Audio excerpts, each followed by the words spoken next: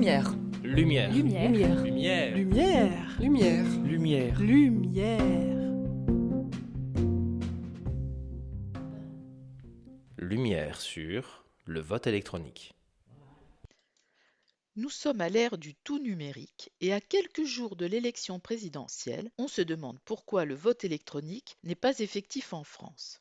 Pour faire la lumière sur cette question, je reçois Véronique Cortier, directrice de recherche CNRS au laboratoire lorrain de recherche en informatique et ses applications, unité CNRS Université de Lorraine INRIA, spécialiste des protocoles cryptographiques. Et elle vient de recevoir la médaille d'argent du CNRS 2022.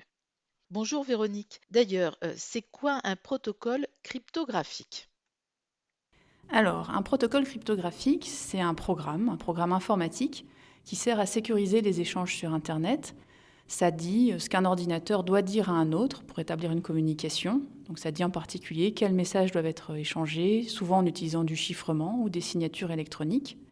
Et ça sert partout, par exemple lorsqu'on fait un achat sur Internet, dans la messagerie instantanée, c'est également installé sur les cartes bancaires, voire dans le vote électronique. Alors justement, quand on parle de vote électronique, cela veut dire quoi réellement ? Et quels sont les principaux risques qui y sont liés à ce vote électronique ? Donc le vote électronique, ça recoupe deux réalités. Il y a d'une part les machines à voter, qui sont dans les bureaux de vote, où les gens se déplacent physiquement et votent sur l'ordinateur qui est installé dans le bureau. Et ça veut aussi également dire le vote par Internet, où les gens votent de chez eux ou de n'importe où avec leur propre ordinateur ou leur téléphone. Et donc moi, mes travaux portent plutôt sur le vote par Internet. Mais dans les deux cas, les risques sont d'une part la perte du secret de vote. Il ne faut pas que quelqu'un sache comment j'ai voté. Et un autre risque important, c'est la manipulation possible du résultat. Donc est-ce qu'un attaquant sur le réseau peut modifier mon vote ? Est-ce que mon ordinateur peut modifier mon vote ? Ou bien est-ce que le serveur de l'élection, donc l'ordinateur qui collecte tous les votes, peut annoncer un résultat différent des bulletins reçus ? Donc si je comprends bien, il y a deux principaux risques, celui de divulguer le secret du vote et celui relatif aux attaques. Quelles sont les parades ou les protections contre ces deux risques ? Donc nous, dans la recherche, dans le vote électronique, on essaye de faire aussi bien que le vote papier à l'urne, donc en particulier pour le secret du vote. Donc dans le vote papier, on met dans une enveloppe. Dans le vote électronique, on va chiffrer. Ce qui va être important, c'est que personne n'ait la capacité de déchiffrer. Il faut au contraire que les clés de déchiffrement soient séparées en plusieurs, comme dans les banques où il faut plusieurs personnes pour arriver à un coffre-fort. Pour le vote électronique, il faut que les clés qui permettent de déchiffrer soient réparties sur plusieurs personnes de confiance. Donc ça, c'est pour préserver le secret. Et un point qui est encore plus difficile, finalement, c'est la transparence. Comment est-ce qu'on peut avoir confiance dans le résultat de l'élection ? Là, je dirais que la première étape, c'est que ça passe par des spécifications publiques, c'est-à-dire que la description précise du vote électronique doit être publique, doit être à plusieurs niveaux, c'est-à-dire qu'il faut que ce soit compréhensible du grand public, et puis après, techniquement, que les détails soient donnés pour qu'on puisse savoir comment ça fonctionne. C'est vraiment la première étape, au moins savoir comment ça fonctionne. Et après, on essaye de concevoir des systèmes avec une urne qui est publique, comme l'urne transparente du vote papier. Donc il faut que les gens puissent voir que leur vote, qui est en général une séquence de chiffres, puissent voir que leur vote chiffré arrive bien dans cette urne, qu'on puisse vérifier que le résultat corresponde à l'urne, qu'on puisse vérifier que son ordinateur a correctement chiffré le vote comme on le souhaitait. C'est-à-dire que si j'ai sélectionné le candidat A, et bien que mon ordinateur a bien chiffré A et non pas B. Donc ça, c'est ce que nous, on appelle la vérifiabilité. Et on essaye de concevoir des systèmes qui, à la fois, préservent le secret, mais permettent la vérifiabilité. Donc vos recherches visent à améliorer les systèmes ou protocoles de cybersécurité, en quelque sorte. Donc effectivement, on essaye d'améliorer les systèmes et d'en proposer des nouveaux. Donc j'ai envie de dire que ça se passe par 3 étapes, pas forcément séquentielles. D'une part, quand on regarde des systèmes existants, on essaye souvent de les casser. C'est un côté aussi assez amusant, donc de les éprouver, de trouver des attaques, trouver leurs limites. Après, on essaye aussi d'être constructif, proposer des corrections ou proposer des protocoles complètement nouveaux qui vont permettre de répondre à des objectifs de sécurité comme la vérifiabilité, comme la résistance à l'achat de vote, par exemple. Et puis après, et ça c'est un domaine de recherche très actif, une fois qu'on est content d'un protocole, ça ne nous suffit pas, on veut être sûr qu'il n'y a pas d'attaque. Donc une façon d'être sûr qu'il n'y a pas d'attaque, c'est d'essayer de l'attaquer, mais quand on n'en a pas trouvé, on ne sait pas. Et donc là, on essaye de prouver que les protocoles sont sûrs. Et pour ça, ça passe déjà par définir qu'est-ce que c'est qu'un protocole sûr. Donc mathématiquement, essayer de théoriser qu'est-ce que le secret du vote. Donc de concevoir des définitions pour qu'après on puisse prouver que notre protocole réalise la définition. Et donc ça, c'est vraiment un sujet de recherche à part entière. De façon peut-être surprenante, une propriété aussi basique que le secret du vote n'a pas encore de définition bien reconnue dans le monde académique. Par exemple, quelque chose de surprenant, c'est que donc, ces deux propriétés, secret du vote et transparence, ça paraît contradictoire. On veut le secret de son vote et en même temps quelque chose de transparent, on puisse voir que tous les votes sont comptés. Donc effectivement, ces deux propriétés un peu antagonistes et c'est difficile de faire des systèmes qui réalisent les deux. Et pourtant, en étudiant les définitions, en allant un petit peu au bout de ce que ça veut dire, on s'est aperçu que c'était impossible d'avoir le secret du vote, donc la propriété qui est toujours demandée, par exemple, par la CNIL en France, sans avoir un minimum de transparence. C'est-à-dire que si on a un système qui peut manipuler les bulletins, donc pour lequel on n'aurait aucune vérifiabilité, aucune transparence, eh bien le secret du vote n'est pas garanti. Parce que dans le pire des cas, le serveur peut très bien ne garder que les bulletins qui l'intéressent et savoir comment ces gens-là ont voté. Donc c'est vraiment en étudiant les définitions qu'on s'est aperçu de liens étranges entre les propriétés et probablement qu'on va en découvrir encore de nouveaux. Alors, est-ce que ces propriétés sont réalisables? Est-ce qu'il existe des systèmes de vote qui les assurent? Alors moi j'aime bien dire qu'à chaque propriété, à chaque problème, on a une solution. Donc à peu près pour toutes les propriétés, on a un système de vote qui les réalise. La difficulté, c'est d'avoir un système de vote qui réalise toutes les propriétés à la fois. Donc nous, dans notre laboratoire, on a développé une plateforme de vote Belenios, donc qui fait juste certaines propriétés. Donc en particulier, elle fait le secret du vote, donc en chiffrant les bulletins, les votes des électeurs sont chiffrés avec une clé, et la clé de déchiffrement est partagée entre plusieurs autorités. Et il faudra par exemple 3 autorités parmi 5 pour déchiffrer. Et pour la transparence, donc ce qui va se passer, c'est que l'électeur va chiffrer avec son ordinateur et il va obtenir ce que nous on appelle un numéro de suivi de son bulletin. Donc le bulletin va être chiffré, il va avoir une empreinte de son bulletin qui va s'afficher sur son ordinateur. Et cette empreinte, ce numéro de suivi, il va pouvoir le suivre tout au long de l'élection. Et donc en particulier, il va pouvoir aller sur le site de l'élection sur laquelle il a voté et aller voir tous les bulletins qui ont déjà été enregistrés et vérifier que parmi ces bulletins, il y a bien le sien, il y a bien son numéro de suivi, ce qui lui assure que son bulletin à lui est bien dans l'urne.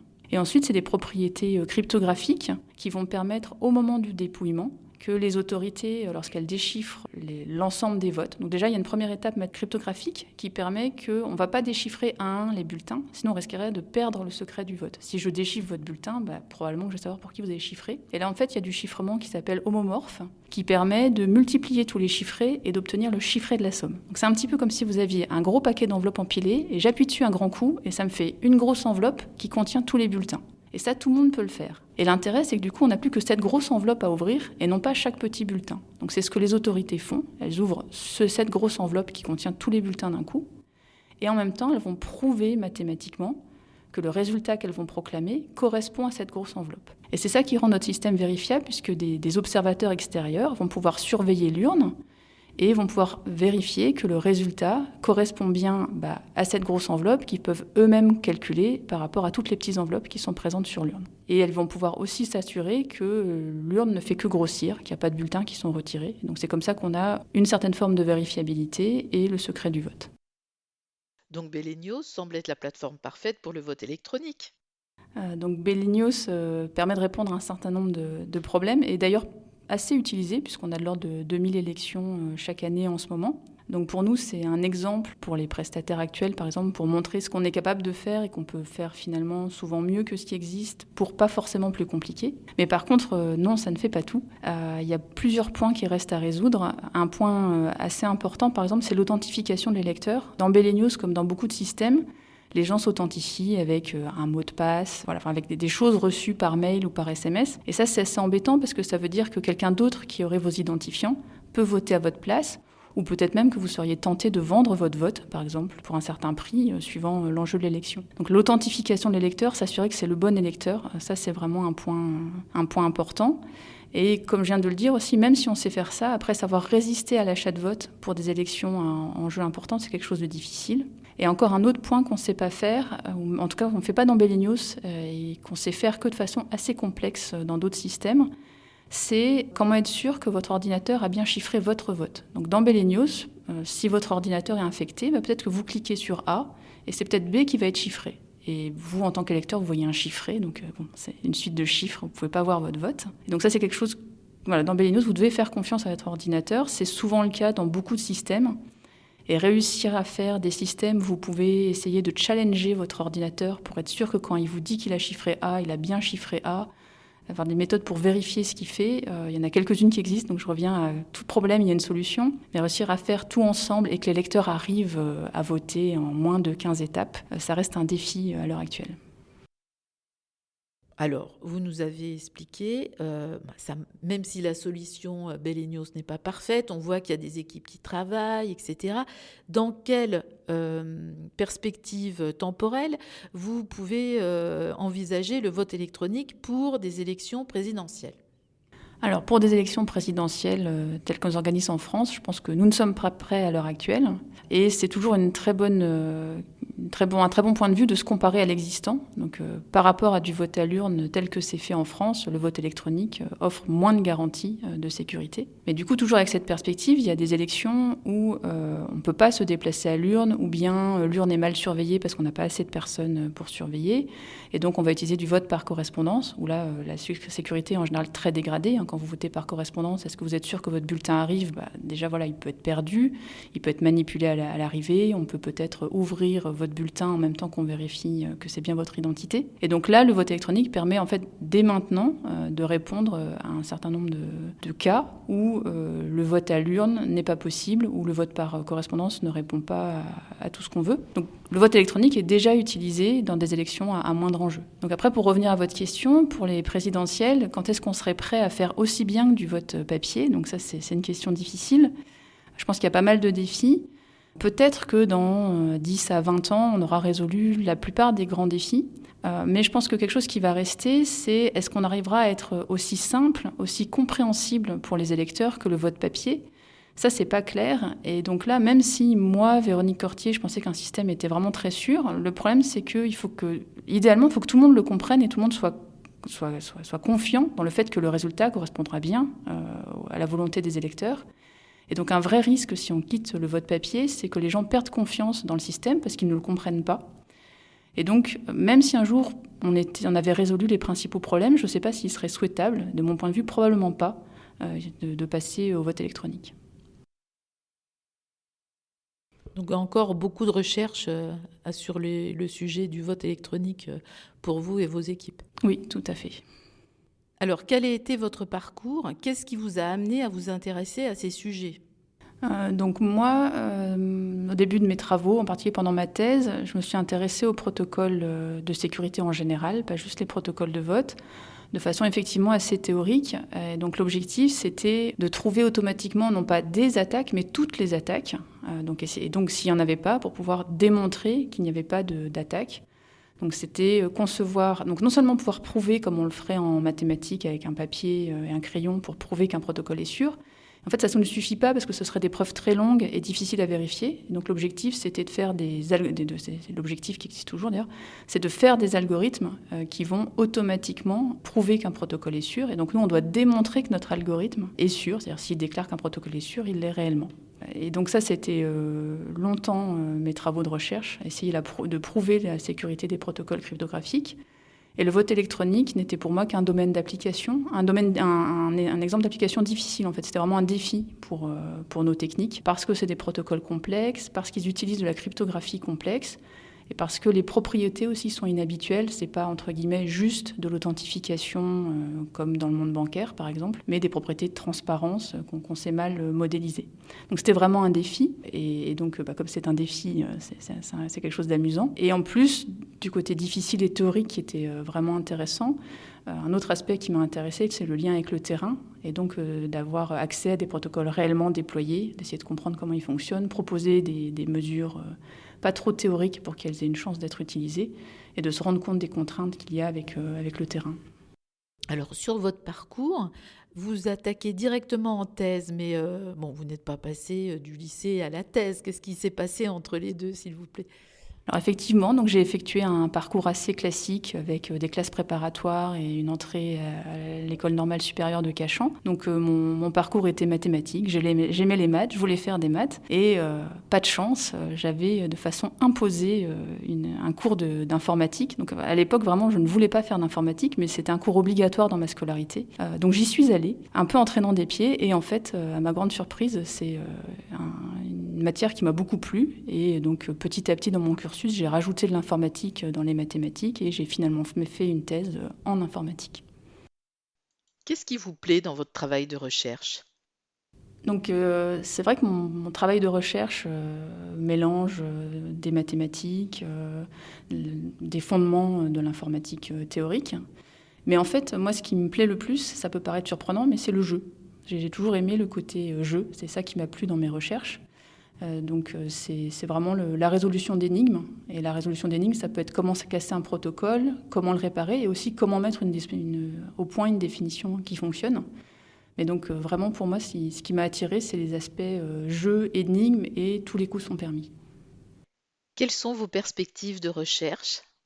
Alors, il nous reste encore plein de choses à faire. En général, ça nous occupe longtemps, des mois, voire plutôt des années. Donc, ce qu'on cherche à faire, donc, comme je disais, à chaque problème, on a une solution. On n'arrive pas à faire des systèmes qui font tout. Donc, il y a vraiment un pan de mes recherches qui consiste à essayer de faire des systèmes qui assurent le secret du vote, mais aussi la résistance à l'achat du vote.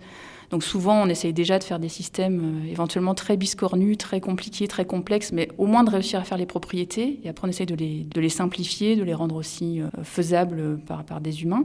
Et ça, c'est du point de vue un petit peu conception. Mais il reste aussi encore beaucoup de problèmes du côté des définitions. Qu'est-ce que c'est qu'un système sûr? On ne peut pas avoir de confiance en un système si on n'arrive pas à l'analyser par rapport à des définitions solides. Donc ça reste encore un pan important de mettre au point des définitions et puis derrière de faire des preuves. Et donc on a toujours ce duel de soit on fait des preuves à la main, ce qu'on peut se permettre de temps en temps pour des systèmes déployés à grande échelle. Mais je reviens après à mes amours d'origine qui sont concevoir des algorithmes pour analyser automatiquement les protocoles. On est toujours paresseux, c'est pour nous épargner le coût de faire ces preuves à la main. Et donc concevoir des algorithmes qui vont pouvoir analyser nos protocoles de vote dans toute leur complexité, ça reste un sujet qui va nous occuper encore, moi, mais pas seulement moi, toute notre équipe et sûrement plusieurs équipes en France et dans le monde pour réussir à analyser les protocoles de vote et d'autres protocoles. Merci beaucoup Véronique pour nous avoir apporté vos lumières sur le vote électronique et la cryptographie. Nous suivrons avec intérêt vos recherches et je renouvelle nos félicitations pour votre médaille d'argent. Merci beaucoup. C'était Lumière sur le vote électronique avec Véronique Cortier, directrice de recherche CNRS au lauréat, médaille d'argent du CNRS 2022.